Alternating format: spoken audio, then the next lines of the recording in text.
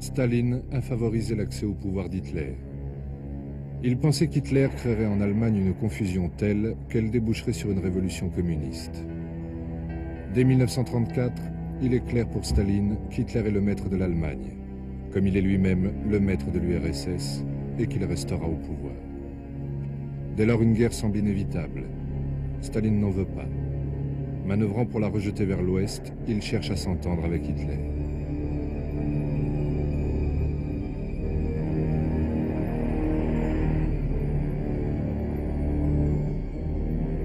Сталин погрузился в глубочайшую депрессию. Сталин сказал своим... Et il vraiment avait peur. Il a donné l'ordre à tous les hommes officiels, à tous les ambassadeurs de la Russie du pays, à tous les membres du comité central, lire Mein Kampf. L'essentiel de Mein Kampf tient en ceci: rassembler le peuple allemand dans une seule et même nation et lui offrir un espace vital à l'Est, en Europe centrale et en Russie, terre de colonisation pour la race des seigneurs.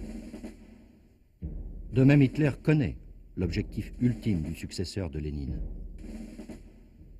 étendre la révolution à l'Europe, en tout premier lieu à l'Allemagne. Et pourtant, ces deux hommes qui ont juré la perte l'un de l'autre vont collaborer.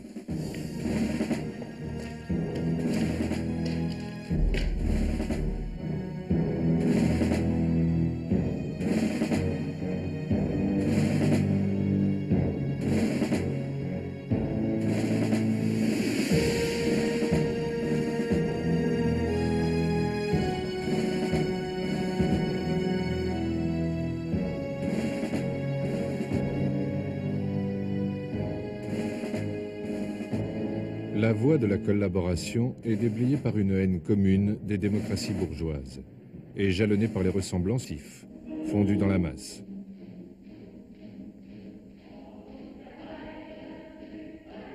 Sacrifice joyeux de l'individu au service d'un système.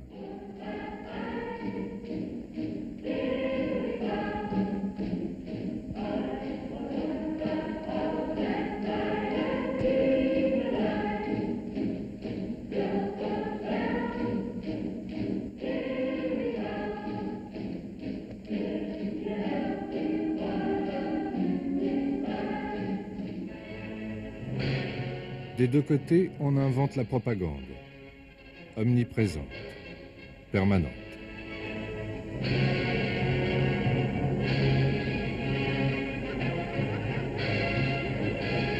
Les enfants sont embrigadés dès leur plus jeune âge.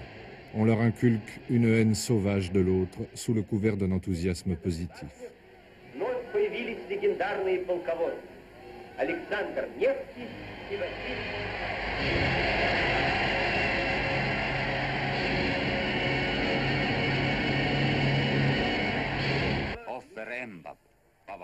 Le culte du chef prend des proportions jamais vues. Tandis qu'Hitler rassemble en sa personne tous les mythes germaniques, Staline récupère la culture d'adoration du temps des tsars. Le petit père des peuples et le Führer se font canoniser de leur vivant.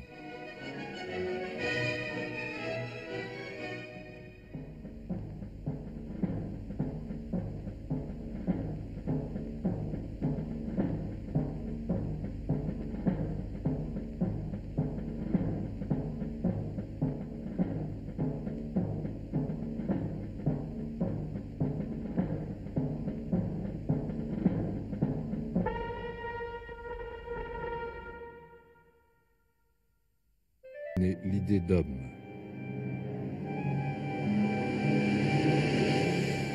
Hitler et Staline ont tous les pouvoirs et semblent faits pour s'entendre. Ils peuvent le faire par une diplomatie directe et secrète. Staline veut éviter la guerre avec Hitler. C'est lui qui est demandeur. Il ne se laissera jamais décourager par le mépris d'Hitler, car les portes des dirigeants nazis à Berlin resteront toujours entr'ouvertes à ses envoyés personnels. C'est dans des lieux de ce genre, au style si cher au régime d'alors, que les émissaires de Staline comme Karl Radek ou Kandelaki, un Géorgien, compagnon de banc d'école, entrent en contact avec des personnages de plus en plus importants de l'appareil d'État nazi. Tout le monde, surtout en Allemagne, savait bien que si Radek écrit quelque chose, Pravda, il faut lire très, très attentivement, il faut lire même entre les lignes, parce que c'est l'opinion de Staline. Staline a peur de la guerre. Il veut faire tout pour approcher avec Hitler, pour qu'il commence la guerre avec Angleterre et France. Et pour ça, il peut payer n'importe quel prix. Il a souligné cette expression, n'importe quel prix. Plus les contacts se nouent, plus les lieux de rencontre sont intimes, discrets. Staline a envoyé Kandelaki pour négociation avec Hitler, commencer à préparer le traité germano-soviétique.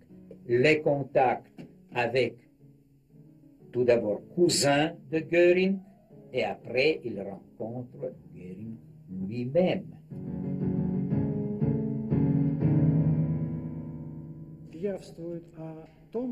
Этот документ свидетельствует о том, что у Геринга и Канделаки уже состоялось. Rapport du numéro 2 de l'ambassade de l'URSS à Berlin. Il décrit la rencontre Kandelaki et Göring du 14 décembre 1936. Kandelaki fait part à Göring du vœu de Staline d'améliorer les relations. Il lui présente une liste d'armements que l'URSS souhaite acheter à l'Allemagne. Ce document, bien sûr, est adressé à Staline personnellement. La collaboration militaire entre l'Allemagne et l'URSS depuis le traité de Rapallo de 1922 avait été fructueuse. Hitler n'en veut plus. Par contre, les affaires vont continuer de plus belle. Les communistes allemands ont espéré que l'URSS ferait quelque chose contre le régime nazi. Mais ils n'ont rien fait d'autre que de renouveler le traité commercial de 26. Les soviétiques ne voulaient pas de querelle avec l'Allemagne parce qu'ils avaient besoin de ces machines. Quand j'étais en Russie, j'en ai vu des usines gigantesques équipées de machines allemandes. Dans les gares de l'Oural, elles déboulaient les unes après les autres.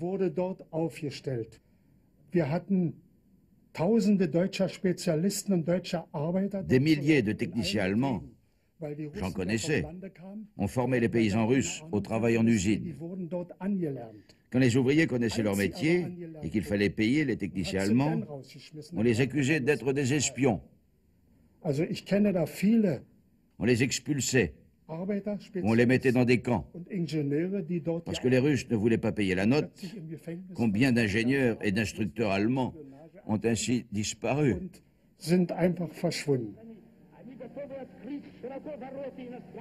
Quand Wyszynski, le procureur général, lève le bras, c'est pour tuer.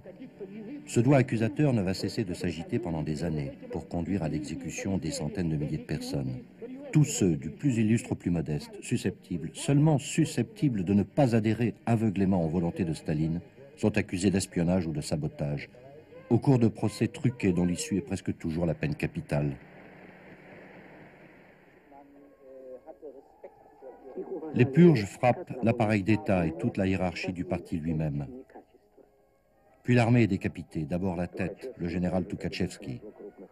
35 000 officiers passent au peloton d'exécution. Ils sont patriotes, ils pourraient être choqués par un rapprochement avec l'Allemagne fasciste et s'y opposer. Staline veut des officiers qui ne discutent pas.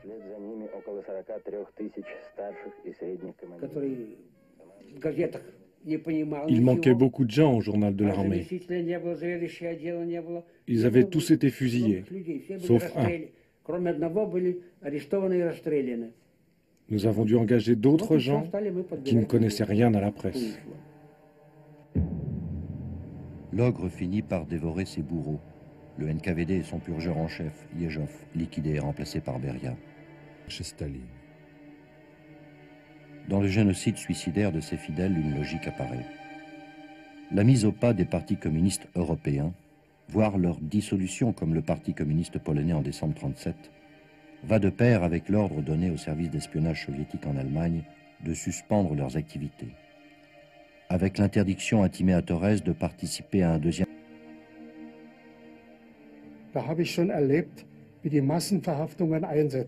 Dès décembre 1934, j'ai vu à Moscou des arrestations. Elles ont surtout frappé la section allemande du Komintern. Les responsables, accusés de faire partie de la bande à Zinoviev ou Trotsky, et des chefs communistes allemands, comme Walter Ulbricht, étaient d'accord avec ça. Les soi-disant trotskistes étaient accusés d'être de la vermine fasciste. Au juge, j'ai posé la question, « Que voulez-vous de nous ?» Il m'a répondu, « Quand un arbre a des pucerons, il faut l'abattre. On ne peut pas chercher les pucerons l'un après l'autre. »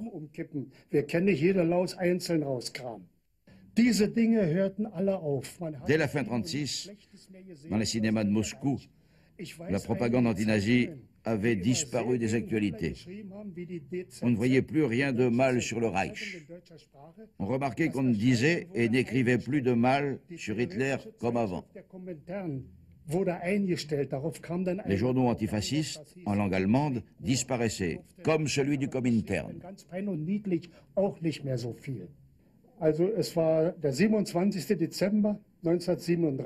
En décembre 1937, un gardien vient me voir en prison et me demande si j'ai une cravate. Moi, je lui ai dit, je suis pas assez chic pour la maison. Il m'a dit, on va prendre une photo de vous. C'était bizarre, parce qu'ils avaient déjà pris plein de photos de moi. Pour la faire, ils m'ont emmené dans une autre prison. Dann kam das sogenannte Gerichtsverfahren. Das lautete, Sie sind auf Lebenszeit wegen trotzko-faschistischer Umtriebe. Le juge me dit, vous êtes expulsé de l'URSS à cause de votre attitude fasciste. Puis il me grince, le prolétariat allemand vous réglera votre compte. Oui, oui, moi j'ai rigolé.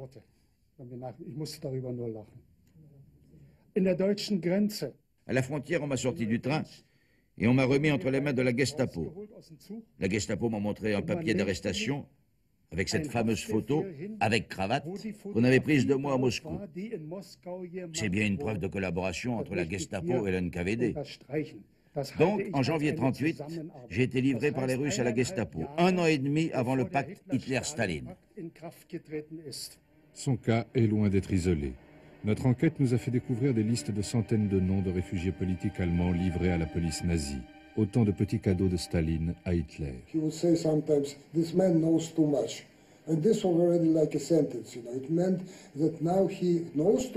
Parfois, Staline disait « cet homme en sait trop ». C'était une condamnation. Cela voulait dire « on ne peut plus lui faire confiance, faites-le disparaître ». En général, il était arrêté et liquidé le lendemain.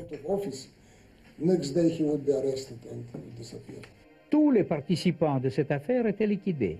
Radek, Kandelaki, il n'y avait aucun témoin vivant. Tout était tué, tout était liquidé. Et personne ne pouvait donner les preuves que Staline négociait avec Hitler.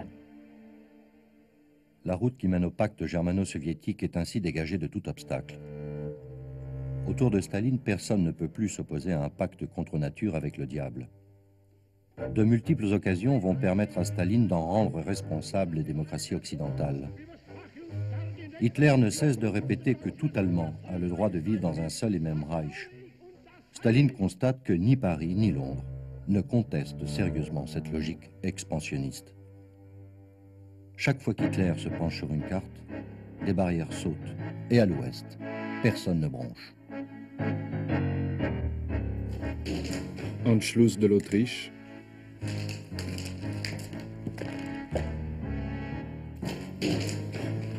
Dépeçage des Sudètes tchécoslovaques avec la bénédiction de la France et de l'Angleterre à Munich.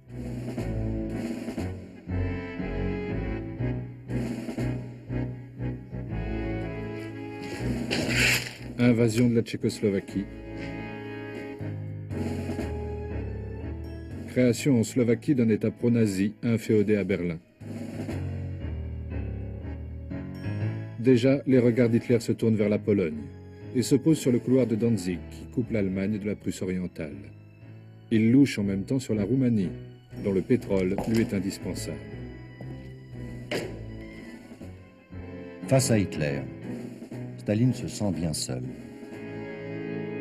Qu'envisage ce calculateur hors pair? La peur va être sa meilleure conseillère. Pour être informé de tout, Staline travaille énormément, jusqu'à 3 ou 4 heures du matin tous les jours. Sa seule détente, c'est le cinéma. Il a une salle de projection privée où il va voir des films russes ou de l'Ouest. Il lui arrive de demander à visionner les actualités allemandes. Il a encore dans les oreilles les bruits de bottes des Allemands qui vont de victoire en victoire avec un soutien populaire croissant, et il voit ces foules fanatisées par leur idole.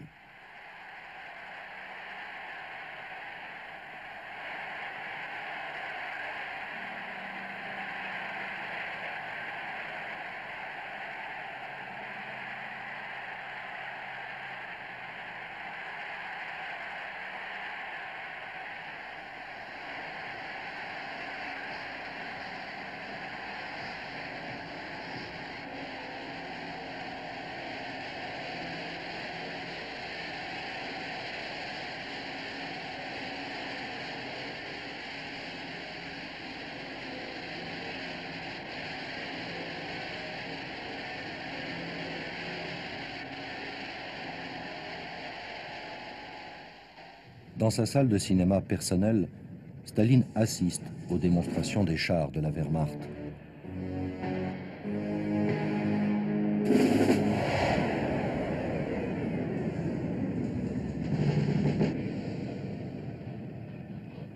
Alors que les siens sont démodés.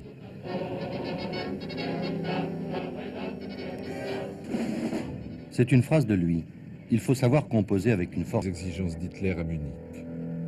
Churchill dit à propos des accords de Munich qu'il livre les Sudètes à Hitler « Nous avons accepté la honte pour éviter la guerre.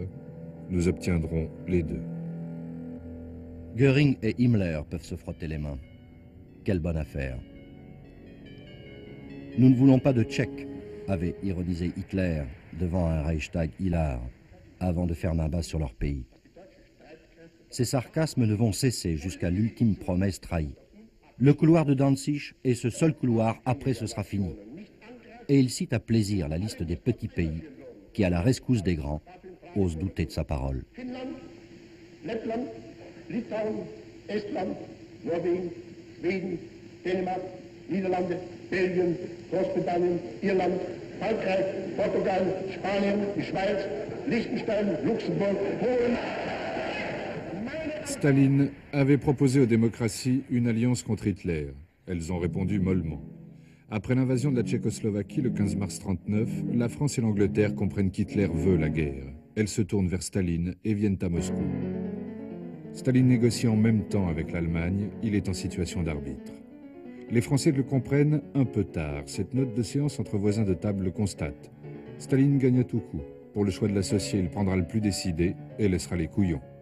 Les Français n'étant pas les plus décidés, ils seront les dindons de la farce. Bien sûr, il comprenait que l'accord avec les pays démocratiques, ça signifie confrontation avec Hitler. Il ne voulait pas le faire, par sens stratégique, parce que la Russie n'était pas préparée pour la guerre encore. Que Staline avait le sentiment que lui et Hitler ont le même groupe de singes et ils peuvent mieux comprendre l'un à l'autre. Entrée en scène de von Ribbentrop, ministre des Affaires étrangères du Reich. Le rêve d'Hitler était une entente avec l'Angleterre. Avant d'y devenir ambassadeur, Ribbentrop y avait été représentant en vin mousseux, ceux de sa femme, très riche. Ribbentrop est devenu pro-russe parce qu'il détestait les Britanniques. Ceux-ci l'avaient snobé, surtout les vieux lords, qui le considéraient comme un nouveau riche. À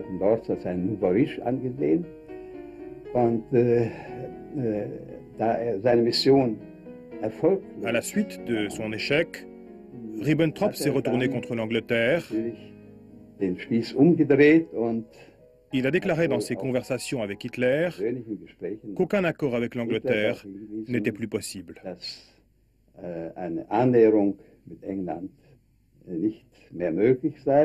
Staline sait que pour envahir la Pologne sans être attaqué par la France et l'Angleterre, Hitler a besoin d'un accord avec lui.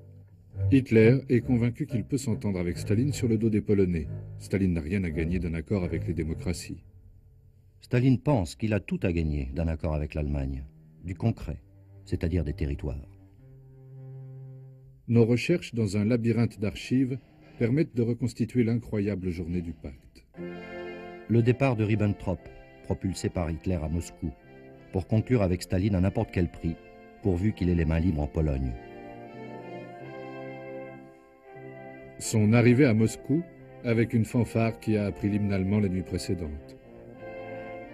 Les croix gammées cousues à l'envers sont des drapeaux allemands, empruntés à un studio de cinéma faisant des films antifascistes. L'étourdissement des officiers allemands, au cœur de l'Empire rouge.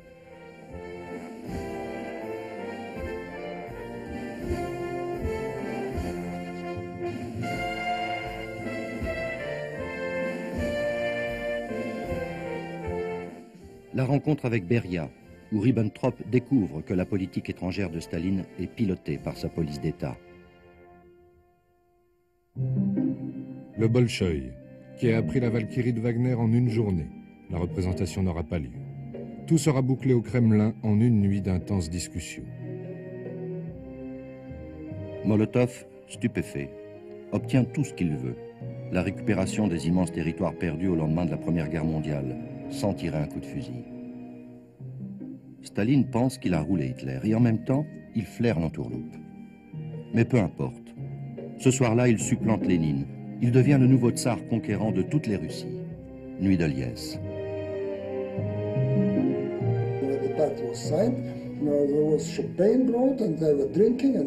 Quand le pacte a été signé, Staline a sablé le champagne et il a dit « Je sais comme le peuple allemand aime son Führer, alors je veux boire à sa santé ». Ribbentrop, lui, a dit que Staline et Molotov étaient des gens charmants et qu'il s'était senti comme en la compagnie franche et directe de vieux camarades du parti nazi. Dans son nid d'aigle, Hitler trépigne. Ribbentrop ne l'a pas encore appelé. La bonne nouvelle arrive avec Goebbels. Le pacte est signé. Hitler va accueillir Ribbentrop à l'aéroport en compagnie de Göring. Il lui confie que sans nouvelles de Moscou, quelques heures de plus, il y serait allé lui-même. Ce soir-là, il exulte, il s'exclame « Je l'ai eu, même Staline, je l'ai eu. Je tiens tout le monde dans ma poche. » Dans les journaux, on a arrêté de dire du mal de l'Allemagne fasciste. On a arrêté de la traîner dans la boue. C'est devenu interdit dans tous les journaux du pays. Interdit partout. Ce séisme politique qu'est le pacte doit être avalé par les partis communistes européens. Et il doit être expliqué, sans s'étrangler. Au nom des contradictions entre pays impérialistes, Maurice Thorez doit traire le marxisme-léninisme à l'envers. De nombreux communistes déchirent leurs cartes. En France, maintenant en guerre avec l'Allemagne, le PC est interdit et ses militants actifs poursuivis. Ce que personne ne sait, c'est que le pacte cache des clauses secrètes sur le partage de la Pologne, l'attribution des pays baltes à la zone d'influence soviétique, ainsi que la Moldavie.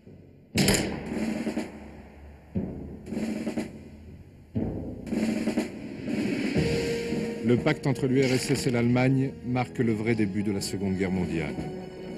Une guerre que Staline a permise, s'en estimant épargné. Il favorise l'entrée immédiate des Allemands en Pologne. Hitler exécute ici sa première campagne éclair.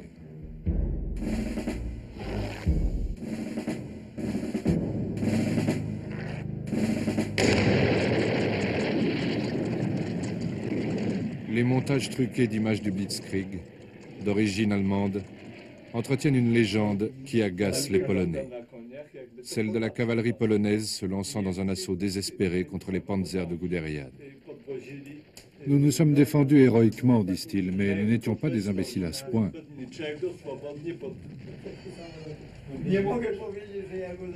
L'armée rouge intervient, volant au secours de la victoire pour prendre sa moitié de Pologne. Les Polonais croient que c'est à leur secours. Pas du tout. Staline ne fait qu'appliquer les clauses secrètes du pacte.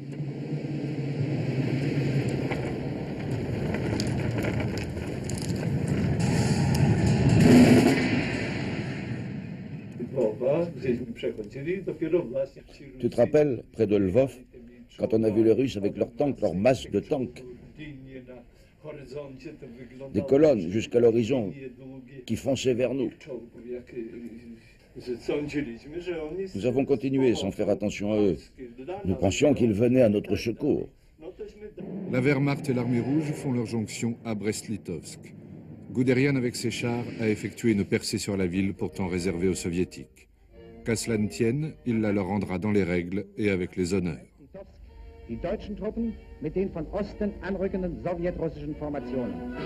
Et la population de Brest, médusée, voit parader ensemble les armées d'un pays fasciste et d'un pays communiste.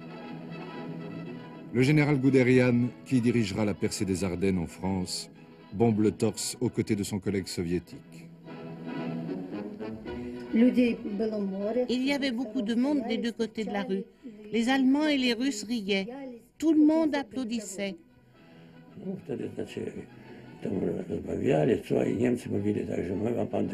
J'ai entendu l'Allemand dire aux Russes il était du NKVD parce qu'il avait une veste en cuir.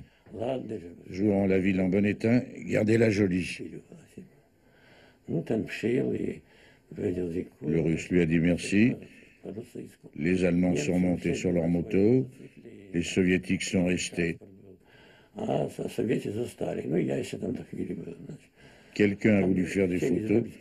Ils l'en ont empêché. Et ils l'ont arrêté. J'ai compris que c'était la fin de la Pologne. Dans la forteresse de Brest, là même où avait été signé l'armistice de 1918 entre l'Allemagne et l'URSS, Satan n'était pas loin, comme la suite des événements va le montrer. Ribbentrop revient à Moscou, en vieil ami. On va peaufiner le pacte. On passe de la non-agression à l'amitié et à l'alliance officielle. Dans un deuxième protocole ultra secret, on s'échange des territoires comme au bon vieux temps des rois. L'existence de ce protocole de la honte a toujours été niée par Moscou. Voici la transcription du texte original. Staline renonce à une partie de sa portion de Pologne au profit de l'Allemagne, contre la Lituanie et toute l'Ukraine ex-polonaise.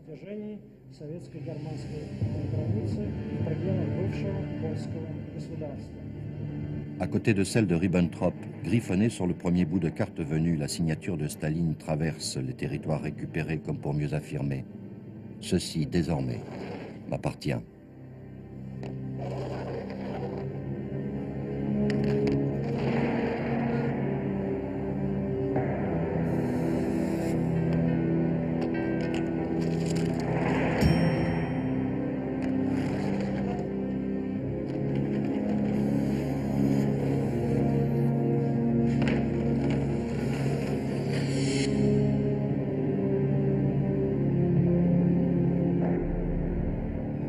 Côté allemand, les soldats polonais sont des prisonniers de guerre.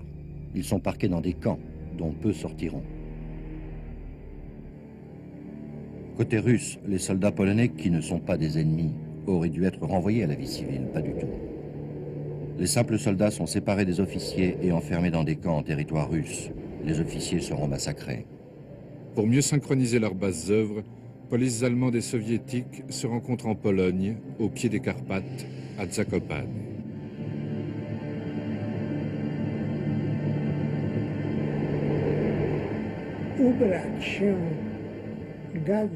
Ah oui, pour bien recevoir les Russes, les Allemands avaient ordonné aux montagnards de s'habiller en costume de fête. Negatyw przefotografować, bo to jest bardzo słaba kserokopia. La nuit, il avait gelé et les chevaux glissaient sur le pavé. Les représentants du NKVD et de la Gestapo trinquent avant d'accéder au nid de l'idylle. Walt Disney n'aurait pas rêvé cadre plus ravissant.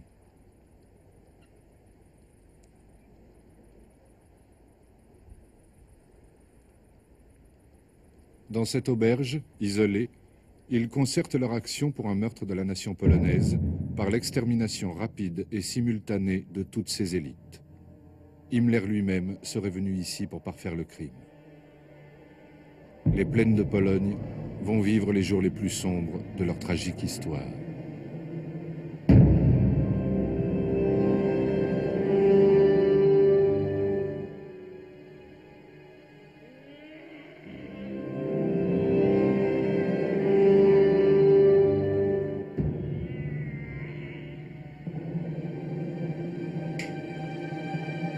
Popatrz, tutaj jest trochę zdjęć interesujących. Les négatifs originaux que nos enquêteurs polonais ont retrouvés racontent l'horreur que Russes et Allemands font régner des deux côtés de leurs frontières. To jest dziecko polskie, które było w łagrze i zostało ocalone, tak było chude i później wywiezione, kiedy wojska Andersa się wycofywały, to trochę tych dzieciaków. Il y a pire encore. Des instructeurs allemands montrent à leurs recrues comment exécuter proprement des hommes au bord d'une fosse.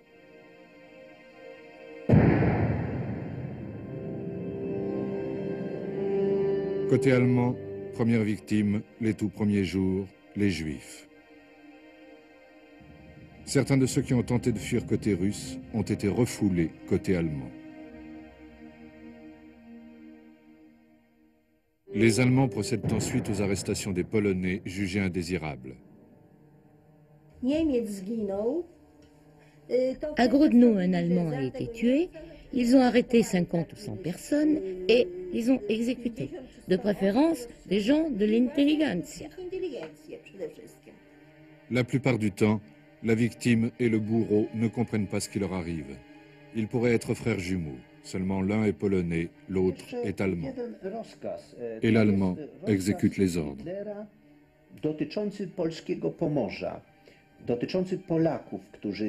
Un ordre d'Hitler sur la Poméranie polonaise, destiné à devenir partie intégrante de la Prusse. 1. Liquider tout Polonais qui a assumé dans le passé des fonctions sociales. 2. Liquider tout Polonais susceptible de résister. 3. Réaliser la liquidation dans les plus brefs délais.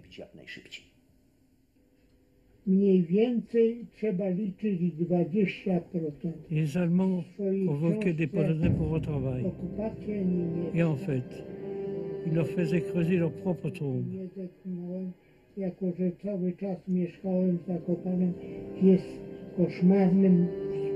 L'occupation allemande est un cauchemar. C'était effrayant.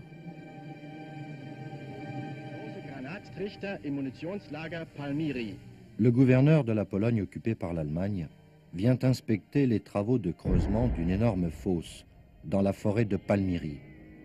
12 000 Polonais y seront exécutés, par tranches successives, le temps de les recouvrir de terre. Une fosse de la taille de celle-ci, il y en a eu une dizaine de ce genre, plantée d'arbres aussitôt comblés.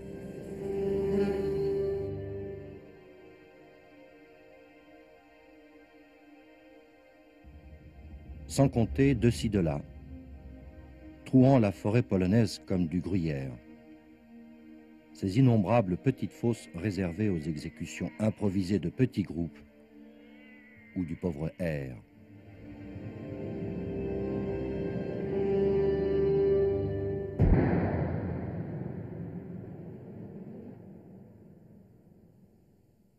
De leur côté, les Russes ont mené leur affaire rondement.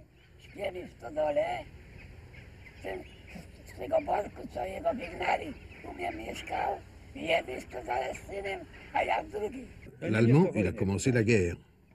Mais le Russe, lui, merde alors. Il est venu chez nous sans raison. Le Russe, c'est pire. La plupart des Polonais ici sont morts de la faute des Russes. Les Russes, ils ont détruit mes ruches. Ils les ont incendiés. Et les abeilles sont parties. Quand les Allemands renversaient une ruche avec un camion, ils la remettaient au bout. Les Allemands étaient des bandits, mais de bons gestionnaires.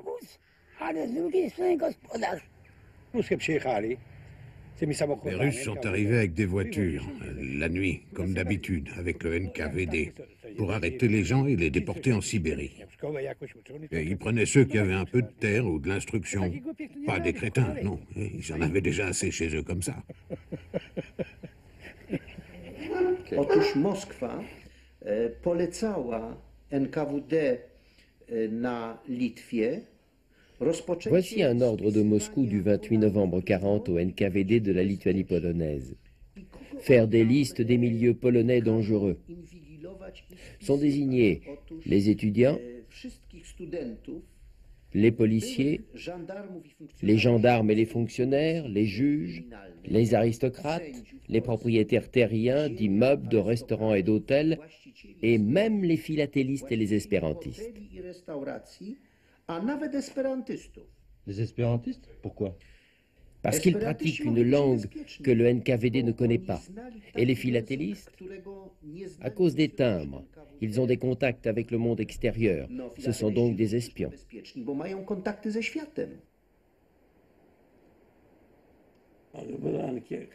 Les soviétiques nous ont donné un formulaire à remplir sur ce qu'on était, ce qu'on faisait, notre position sociale. Moi, j'ai dit que j'étais fils de paysan. J'ai pas dit que j'étais ingénieur. J'ai essayé de faire populaire, ça m'a sauvé.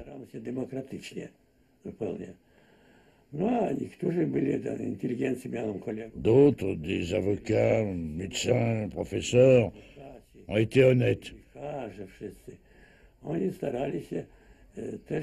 Au bout de 3-4 jours, mes amis avaient disparu.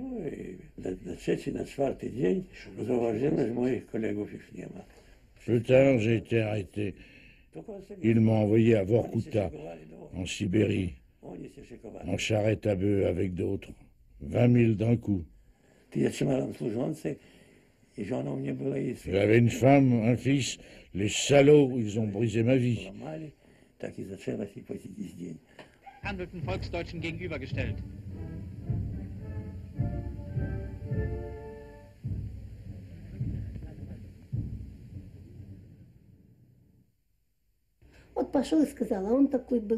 Il y avait des dénonciations. Les voisins allaient voir les Russes pour dire « Ceux-là ne sont pas heureux de votre présence ». Et ils venaient les arrêter.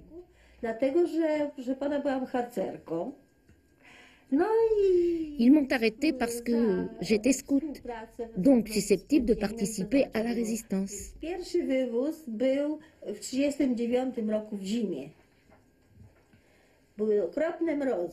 Les premières déportations ont eu lieu dès la fin 1939, dans des wagons à bestiaux, sans chauffage, et pourtant ça gelait. En général, des militaires, des propriétaires.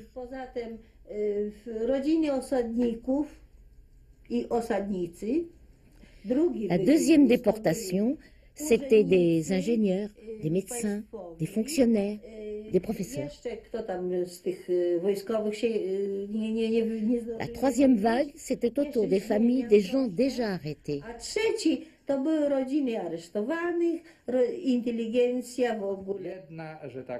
Deux idéologies, l'une rouge, l'autre brune.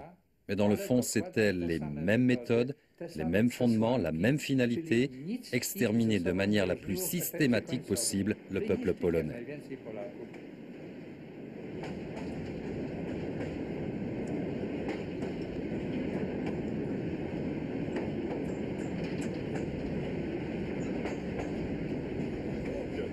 Elle est polonaise. Et pour la première fois depuis 1939, elle traverse le Boug pour revoir Brest, sa ville natale. Et la forteresse où elle a passé sa jeunesse comme secrétaire du commandant de l'hôpital militaire. Elle en avait été chassée par l'invasion soviétique. Vous vous souvenez de cela? C'est le reste des maisons où était magasin, grand magasin. Tu jak nalot był niemiecki, to tylko te szeleściały te odłamki po tych drzewach. Okupacja powiedział do lekarzy. On a dit aux médecins de s'enfuir s'ils le pouvaient. Mais ils sont tous restés. Ils ont déclaré que c'était leur devoir de rester auprès des malades.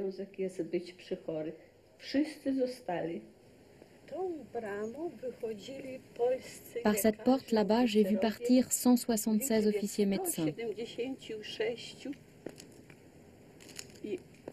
Je ne les ai plus jamais revus.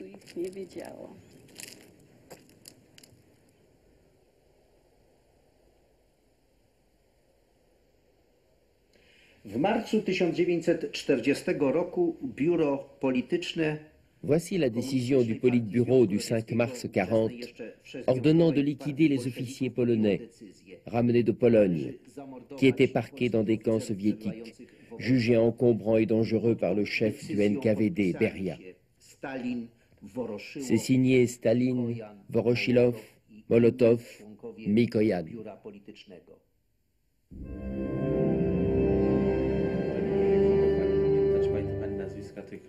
J'ai ce livre de la liste des victimes de Katyn. Vous avez des noms? Doktor major Lewitu, to francuskie nazwisko.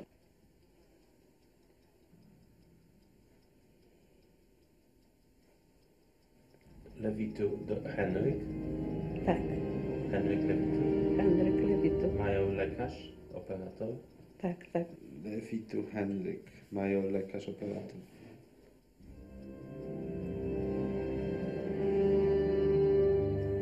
Doktor major Santarius i doktor major Kołodziejski.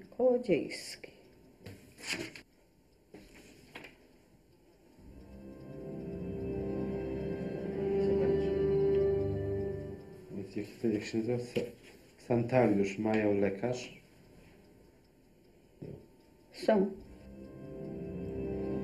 Stary lekarz. Stary wiekiem. Kołodziejski, major lekarz. Nazwiska tych trzech lekarzy, których pani... Ces trois noms sont sur la liste de Katyn. Zamordowanych w Katyniu. Są. Na liście zamordowanych. Ce livre se trouvait dans l'appartement où j'habitais. Ta książka była tu, ja mieszkam. Mais je ne l'ai jamais ouvert. Tak nie zaglądałam. Ale teraz... Le NKVD a ainsi exécuté de sang-froid 15 000 officiers polonais en quelques mois. Ultérieurement, des deux côtés, allemands et soviétiques, on s'est livré à des exhumations et à un type de chirurgie peu ragoûtante. Эксперт, доктор медицинских наук Смольянинов. Après la guerre, les soviétiques ont cherché à reporter leur culpabilité sur les nazis, cherchant à démontrer par exemple que la taille des trous dans les crânes correspond au calibre des balles allemandes.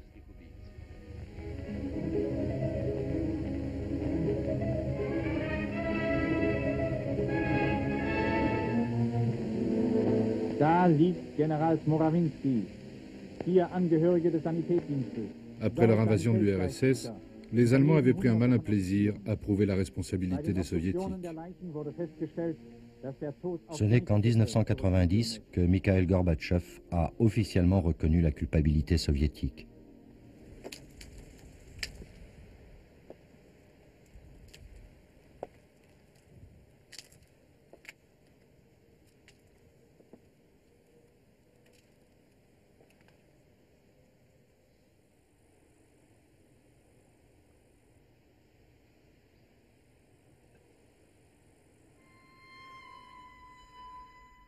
Pendant qu'Allemands et Soviétiques décapitent la nation polonaise, leur ministre des Affaires étrangères se livre des assauts de courtoisie pour procéder à des ajustements de territoire. Des districts entiers sont échangés, achetés ou vendus, ou gracieusement donnés, population comprise, comme celui de Suwałki, que Staline rétrocède à l'Allemagne pour permettre à Ribbentrop d'y chasser le cerf royal. Le chef du protocole du ministre allemand des Affaires étrangères se rend sur place dès octobre 1939 et envoie ce télégramme à Molotov. Chargé de la protection des intérêts synégétiques du ministre, j'ai visité la forêt de Suwałki que M. Staline lui a volontiers cédée, reconnaissant que ce terrain de chasse pourrait servir de lieu de contact plus intime entre M. von Ribbentrop et des personnalités russes. Le ministre a été très désappointé d'apprendre qu'on y trouvait toutes sortes de gibiers intéressants, des lynx et des renards, des daims, des chevreuils, des bisons d'Europe et de magnifiques sangliers. Mais hélas, point de grand cerf royal, sauf dans l'enclos du garde-chasse. De tels cerfs habitent 2 forêts des Carpates dans une région en votre possession. Monsieur Staline pourrait-il nous en céder une? Réponse de Molotov: nous trouverons un moyen d'exaucer le nouveau souhait du ministre. Et finalement, une forêt des Carpates lui sera louée pour un prix modique. Ces petits cadeaux, livraisons de caviar et de réfugiés politiques compris, sont bien peu de choses en regard de l'intensification des échanges commerciaux. Par ces livraisons de matières premières, l'URSS permet à l'Allemagne de se préparer à la guerre contre l'Europe. J'en ai vu passer des wagons de sucre, de cuir, de semelles qui partaient de Russie pour être envoyés là-bas. À l'époque, on ne comprenait pas. Pour satisfaire leurs partenaires allemands, les soviétiques sont extrêmement diligents dans leur livraison. Ils se privent même de produits dont ils ont cruellement besoin, comme le blé. Devant chez nous, il y avait une fabrique de pain. Eh bien, les Russes les envoyaient aux troupes allemandes qui campaient le long de la frontière. L'URSS vend à l'Allemagne des matières premières. Elle lui sert même d'agent importateur pour contourner le blocus britannique. Par exemple pour le caoutchouc de Malaisie. En échange, l'Allemagne vend à l'URSS les machines dont elle a besoin pour fabriquer des armes. Elle lui fournit des moteurs pour ses nouveaux chars.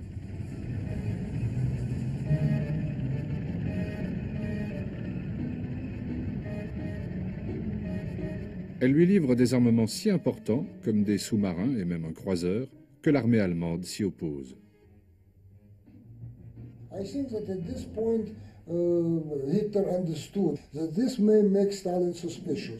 Hitler a eu peur de donner des soupçons à Staline. Il a eu peur de le laisser croire qu'il allait attaquer la Russie plutôt que l'Angleterre. Et alors il a donné l'ordre d'armer le croiseur et de reprendre les livraisons.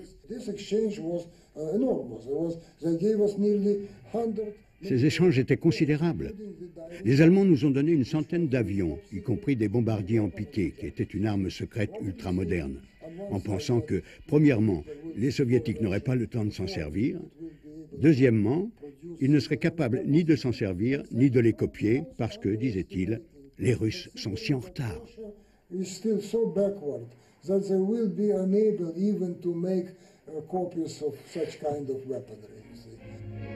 Les Soviétiques offrent aux Allemands une base navale près de Mourmansk, dans la mer Arctique. Die Deckaufbauten dieses deutschen Schlachtschiffes sind völlig vereist. Elle se révélera bien profitable lors de leur invasion de la Norvège.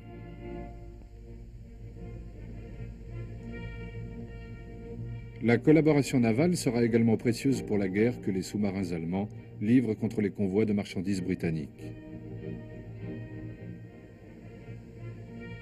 Les Russes vont même jusqu'à faire patrouiller des chalutiers le long des côtes de l'Angleterre pour transmettre aux Allemands des bulletins météo ou des renseignements sur le trafic maritime.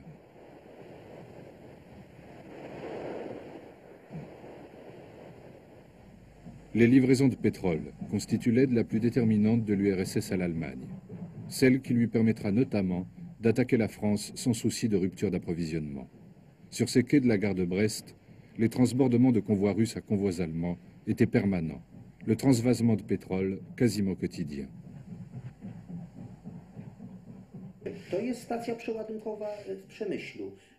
Une photo prise à Przemyśl en mai 40. De l'essence soviétique est transvasée dans un train allemand. Ces convois filaient directement vers le front ouest pendant l'invasion de la France. L'URSS soutenait l'Allemagne dans son offensive contre la France. Staline ne tardera pas à le regretter. Il n'avait pas prévu la rapidité de la victoire d'Hitler sur la France. Ses ennuis commencent.